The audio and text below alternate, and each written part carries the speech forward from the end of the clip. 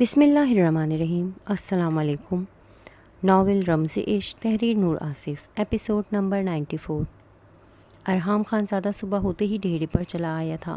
اب رات کے 10 بج رہے تھے۔ وہ خود سے لڑتے تھک ہار کر اب وہ حویلی واپس آیا تھا۔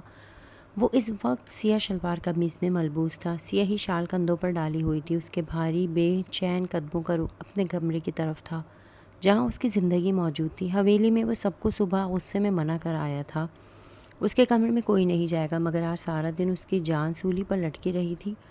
اس نے کل رات سے کچھ نہیں کھایا اور وہ کل رات سے بھوکی پیاسی کمرے میں بند تھی۔ وہ مزید بے چین ہو گیا تھا۔ درخشاں کو فون پر اس نے ہدایت دی تھی کہ رات کا کھانا اس کے کمرے میں پہنچایا جائے۔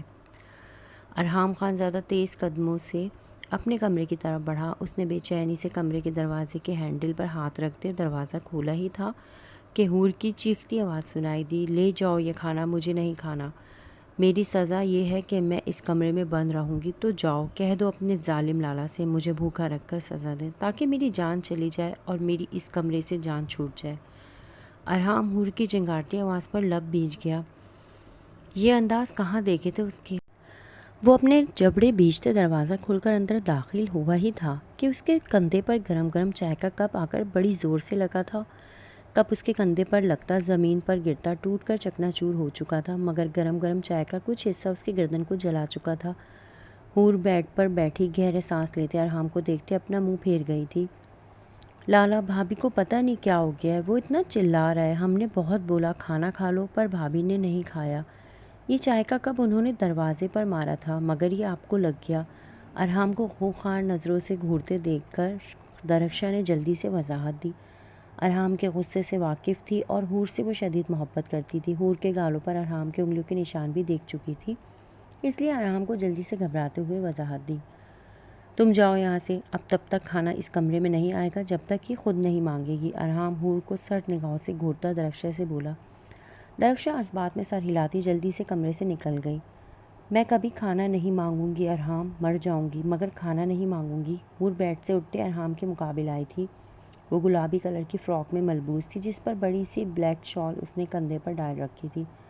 بال الجھے سے کمر اور شانوں پر بکھرے تھے۔ رنگت شدید گلابی ہو رہی تھی۔ آنکھیں متورم اور سرخ تھیں۔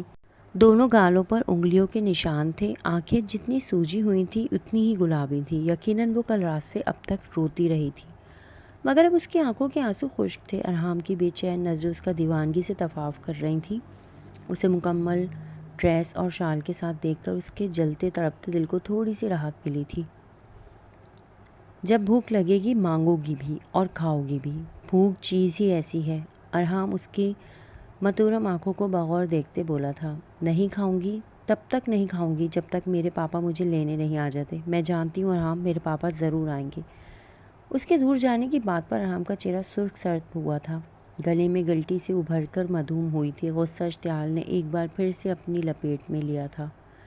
ایسا کبھی نہیں ہوگا، تم ہمیشہ میرے پاس رہو گی۔ سلطان شاہ کو میں اس حویلی میں گھسنے نہیں دوں گا۔ پہلے تم اس لیے چلی گئی تھی کیونکہ میں یہاں نہیں تھا، اب وہ پوری پولیس فورس کو بھی لے آئیں تب بھی وہ تمہیں یہاں سے لے کر نہیں جا سکتے، کیونکہ ارحام خان زادہ خدا کے علاوہ کسی سے نہیں ڈرتا۔ وہ گولیاں مارنا بھی جانتا ہے اور گولیاں کھانا بھی۔ اگر تم نے غلطی سے بھی اس کمرے سے باہر قدم نکالا تو خون کی ندیاں ہر طرف بہیں گی جس کی ذمہ دار صرف تم ہوگی۔ ارحام نے سرد آواز میں بولتے اسے پیچھے کو دھکیلا تھا۔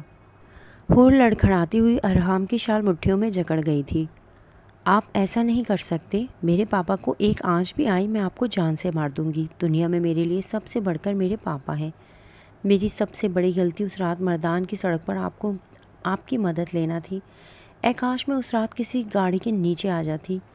جس انسان سے میں اپنی عزت بچا کر بھاگ رہی تھی اس کی ہوس کا نشانہ بن جاتی مگر آپ کی گاڑی سے نہ ٹکراتی۔ حور ارحام کی شرٹ مٹھیوں میں جکڑے شدت غم سے روتے ہوئے چیخ رہی تھی۔ حور! ارحام نے غیظ و غضب سے ڈھاڑتے ہوئے اپنا ہاتھ اسے مارنے کے لیے اٹھایا تھا۔ حور اسے خوفزدہ نگاہوں سے دیکھتے اپنے دونوں گالوں پر ہاتھ رکھ گئی۔ رات کے تپھڑوں کی شدت وہ ابھی تک نہیں بھولی تھی۔ مقابل کا ہاتھ بہت بھاری تھا۔ ساری رات اس کے گال درد اور جلن سے جھنجھناتے رہے تھے۔ ارحام اپنا ہاتھ ہوا میں ہی معلق کرتے اپنی مٹھیاں دبوچ گیا تھا۔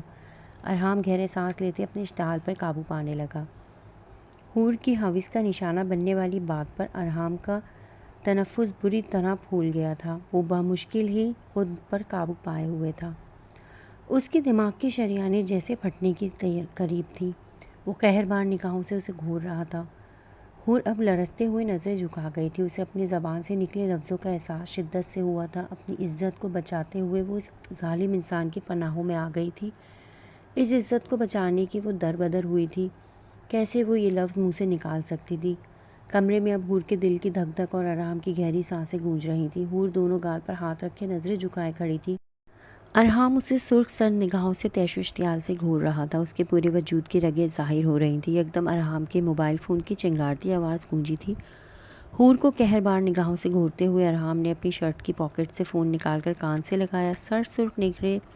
سرد سرخ نظریں اس کی ابھی بھی حور پر جمی تھیں۔